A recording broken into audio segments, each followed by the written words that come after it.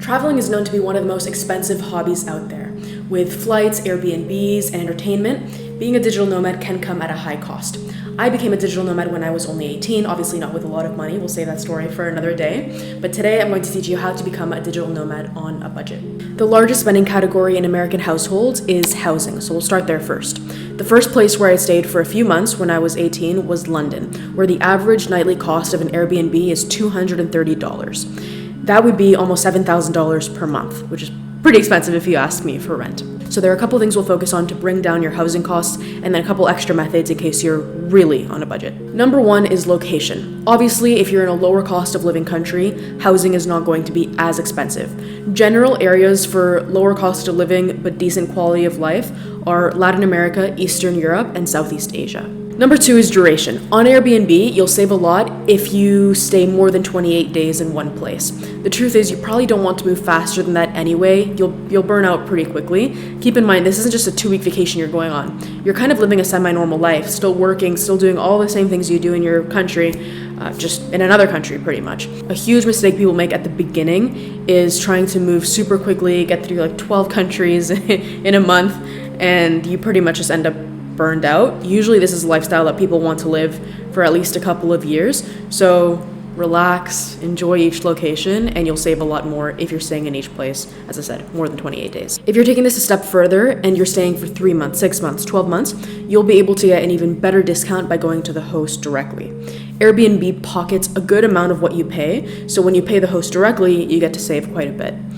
Now, keep in mind, you're not just going to message Airbnb hosts and ask if you can pay them off the app. They don't know you, you don't know them, there's no rapport there. So I recommend booking at least the first 28 days on the app, and then after that, you can ask if you can do an extension directly with the host. This means you're not going to have the safety features that come with booking on the Airbnb platform, so just keep that in mind as well.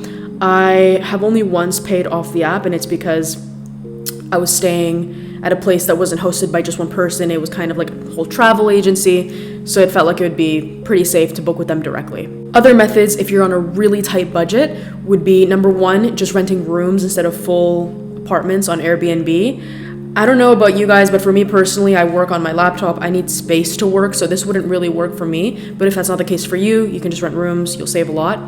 Another thing you can do is there are a lot of couch surfing apps. Again, I don't think this is conducive to productivity, so I only really recommend this if you're in a really tight spot.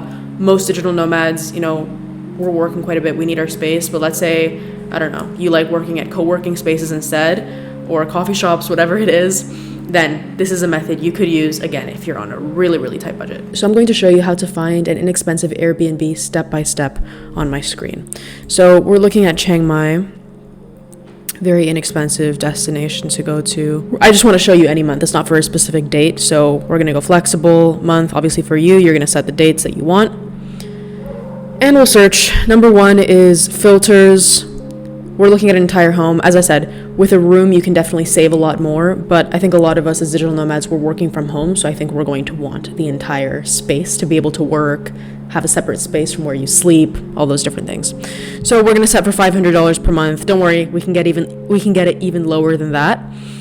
We need Wi-Fi. I'm putting kitchen here because if you're on a budget, you're cooking from home. That's it. So show 43 homes. Obviously, wherever you're staying, try to look out for the safe areas. Chiang Mai, from what I understand, is a pretty safe place. I haven't been there yet, but I don't think we need to do too much research. If you're going to a place like, I don't know, Medellin, don't just book anything that comes up. Research the neighborhoods first.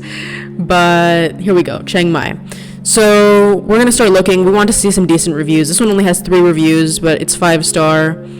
Decent. We're not gonna go too in depth right now, reading all the reviews and everything like that, because it's gonna take forever. I just want to show you a basic idea. But this one is 454. This one is 323, 4.9 stars.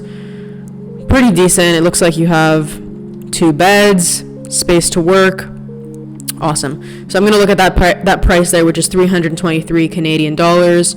and we're going to bring it down even lower. So we're going to set the maximum of $323. I just want to see if we can find anything that's even less than this, but it looks like 323 is going to be the best place that we can find.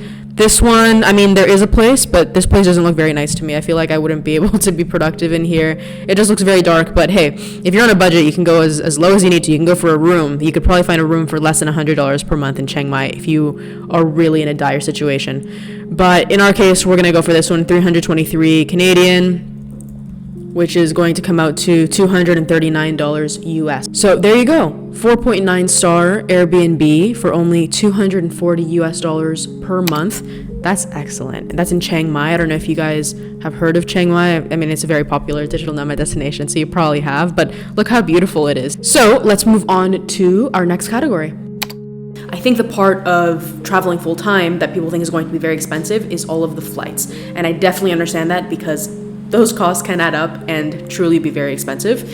If you think of a flight from Lima to Bali, it's going to be about $1,200 US. From Bali to Hawaii, $1,000 US. So we talked about number one, slowing down to staying in each spot at least a month.